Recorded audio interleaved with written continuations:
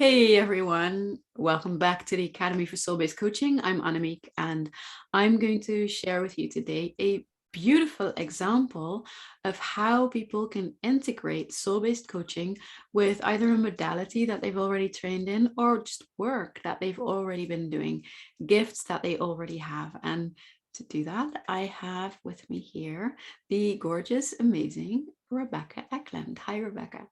Hello. So good to have you. Thank you. It's wonderful to be here. I love how the sun is lighting you up. So Rebecca is not only a certified coach, but she's been a writer for a very long time. And she's starting to be, or she has started to be the midwife to writers. And so as we were just having our pre-chat, I really vividly remember the very first time we spoke live. And that was when you were considering taking the soul-based coach training. And one of the things you said was like, you said like, I feel like I have to be here. I have to do this, but I don't even know I want to be a coach. Like that's not something that, and I don't really relate to the word healer either. It was like, but I still think I have to be here. And and you absolutely did, like history has shown us that. Um, but it's brought you now to something which I don't think you could have ever imagined beforehand. So would you like to take us on that journey with you? Yeah, absolutely. Um, so I guess I should just say I've been a lifelong writer, and part of that is just being deeply interested in people's stories. And I mean, of course, there's literature and all of that and whatnot, but I think I really mean the way that life unfolds for all of us in our day-to-day lives happens in such interesting and sometimes incredibly miraculous and sometimes incredibly tragic ways. And so I've literally been a writer. I published my first piece in a magazine when I was 18. And all through college, I freelanced for news weeklies for the college paper. Um, so I've been a writer my whole life, basically. And so when I learned about soul-based coaching from actually a writer friend that I met in graduate school in a Master of Fine Arts of Creative Writing program, and she said that I would really enjoy it.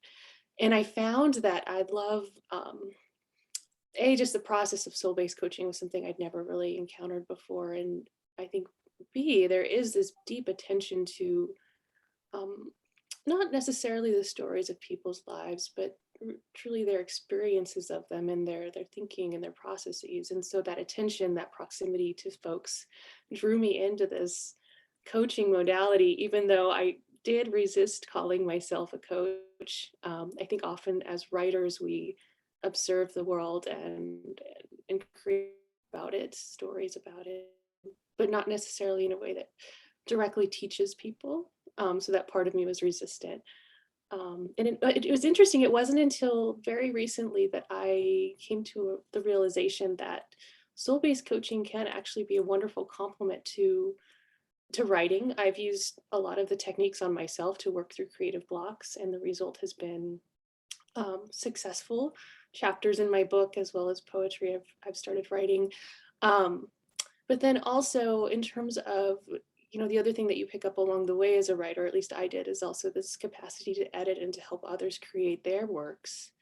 Um, and so recently I met with a client on an exploration call, and she kept mentioning this book that was sitting in a drawer. And I had this moment when I realized, oh my goodness, this, soul-based coaching can be used as a way to foster this creative thing that exists and has life, to breathe it into its next phase of being and to help shape the story as it needs to be shaped. Um, so I guess that's my journey in a nutshell, and it's been wonderful. Yeah, and it just makes so much sense. And I love the way that you're talking about the creative project as like a being of itself. It's like it's not just this book idea that lives in somebody's mind, is it? It's like an energetic entity in itself that is kind of like has an oh, this is totally my projection, but it just kind of, I get the sense of like that it has this inner like impulse, this inner drive, this inner desire, this longing to come into being. And how amazing is it to have, you know, when you're dealing with that kind of creative project as a writer, to have someone at your side who can just kind of be the midwife of that project being born into shape, um, that really, you know, honors the project, but also is in line with what the author, the writer would like it to be. Absolutely. It's interesting because I mean, truly my first book project happened years ago. I had literally just graduated from the writing program, and I was working as administrative assistant in a talent bureau. And one of the speakers that we represented had wanted a book and had worked with a ghostwriter. Um, and the publisher rejected the product. And so, here I am kind of doing my sort of administrative thing. And the woman who owned the business and who was representing this person came up to me and said, "Well, you have a writing degree, don't you?" And of course, yes, I do. And she said, "Well, I need to have this fixed in 10 days. Can you do that?" And so I ended up taking on this project as a ghostwriter, and it was a memoir. And so I had to really work closely with that person in a way that, now that I've been through the training of soul-based coaching, I think mimics a lot of the things that we learn as soul-based coaches. For example, in holding space for a client, as an editor, as a midwife of literature, right? I feel like you use a lot of the same skills to hold that space for the creative process. So, of course, letting go of judgment of what kind of comes up in the creative moment is important. Um, Letting go of outcome, oddly enough, that was one that I struggled with at first, learning to hold space. But it's also very important with creative works. Oftentimes authors will focus so much on the publication and needing to get out in the world that the process itself kind of gets muddled, and not given its full breath. Certainly, staying present and connecting wholly with the person you're working with, especially in a project like a memoir where it's such a personal life story, is essential.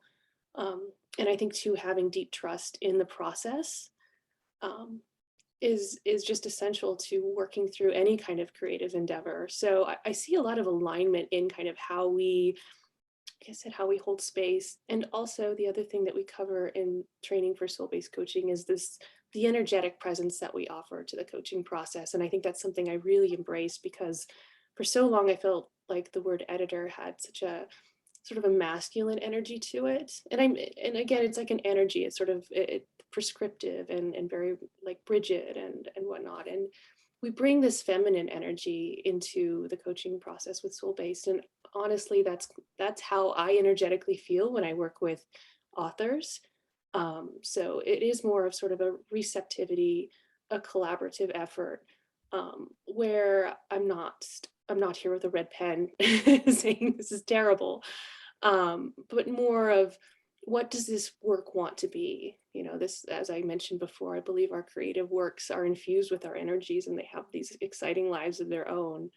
And so as authors, it's sort of part of the task is giving it that full breath of life so that object can exist and it touch other readers out there. Yeah, fantastic. I know that there's probably some people that are listening that are thinking like, oh, maybe if I have a Rebecca next to me, this process, you know, it's time for me to take it seriously and to give it like the time and the commitment that it warrants, that it's, you know, it's here for a reason for me. So if that's you, if you're listening and that's you, definitely go and connect with Rebecca. Where can they find you? So you can simply find me on Facebook. You can send me a message. I'm Rebecca A. Eckland. I do have a website, RebeccaAEckland.com. And then I am also on a holistic healers directory, Heal Me. But I will put all of these in the comments below. And you're welcome to connect with me on any platform. And I look forward to hearing those stories. Yeah, brilliant. And you know, if anyone who's not necessarily sitting on a creative project, do find you're also on Instagram, aren't you? Yeah, so do find Rebecca on Instagram and on Facebook, because her journey about how she is bringing soul-based coaching into her work, and just kind of how, this past year has opened up things for you, is just beautiful and amazing to witness as well. So if you're looking for inspiration on your timeline, this is a good place to go to. Thank you so much, Rebecca, for sharing your story. And anyone watching, if you have any questions about soul-based coaching, about what Rebecca's doing, let us know. That's what we're here for.